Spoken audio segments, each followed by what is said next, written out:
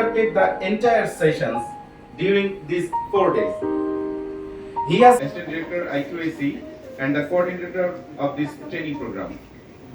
The Institutional Quality Assurance Cell IQAC has organized this training program titled Institutional Annual Research Initiative and QS Ranking. Bismillahirrahmanirrahim. Distinguished Speaker Dr. P.R. Datta, Deans, HODs, faculties and other officers present, Assalamu alaikum. যদি কেউ benefit না পায় তার মানে what motivates you, why it is important and who will benefit, এই তিনটা জিনিসকে একত্রিত করে আমরা একটা ছোট্ট একটা প্যারাগ্রাফ তৈরি করি, সেটা হলো ration. CBER UK conducted the entire sessions during these 4 days.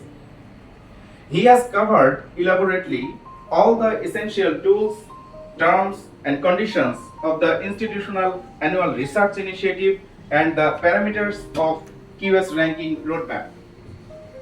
Dear presence, and now I would like to request the director of this training program and the director of IQAC, Captain M. Mosharraf Hossain, to come over the stage and address a short overview of the training program for the audience.